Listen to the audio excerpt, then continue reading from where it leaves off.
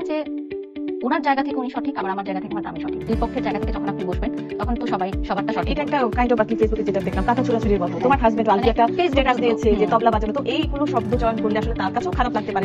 আমার হাজবেন্ড রাগের মাথায় অনেক কিছু করে ফেলে, ওকে দেখতে অনেক শান্তশিষ্ট মনে হয়, কিন্তু রাগের মাথায় ও যে কথাগুলো বলে ফেলে, যেমন আমি বিশ্বাস করি টনি আপু উনিও রাগের মাথায় অনেক সোশ্যাল বুলিং করে ফেলেছেন আমাকে, পরবর্তীতে কিন্তু উনি নিজেই সেটা রিয়েলাইজ করেছেন। তো আমার হাজবেন্ডও সেটা রিয়েলাইজ করেছেন, তো ওখানে কাটাকাটি।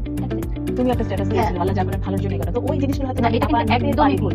আমি ওই দিন এটা পোস্ট দিয়েছি সবার আগে ঘুম থেকে উঠেছে ওনাদের একটা ব্ল্যাক এন্ড হোয়াইট ছবি দিয়ে যে উনি মারা গেছেন, আল্লাহ ওনাকে রেস্ট করুক। তো এই কথাটা সামহাউ টনি আপুর কানে কেউ দিয়েছে বা মিস্টেক হয়েছে, এবং এটা আমি আপুকে বারবার মেসেজ করে বোঝানো, আমি নিজেও দেখেছি। এটা কিভাবে মিস আউট হয়ে গেল ওনার আমি আসলেই জানি না। তো এটা আমি আসলে নেক্সট স্টেপের মাধ্যমে সবাইকে বলতে চাই যে ওই দিন সারা ফেসবুকে শুধু ওনার ছবি ছিল আপুর এবং আপুর হাজবেন্ডের। ওই সময় থেকে আমি এমন করে একটা স্ট্যাটাস দিতাম মানুষ তোমাকে জুতা দিয়ে পিটা মেরে ফেলতো। তুমি সরি বলছো রিসেন্টলি, তো হ্যাঁ আমার মনে হয়েছে যে থাকা উচিত। তো টনি আপু কিন্তু একটু ঠান্ডা হলো না। হ্যাঁ আমাদের সবকিছু মিটমাট হয়ে গেছে আলহামদুলিল্লাহ।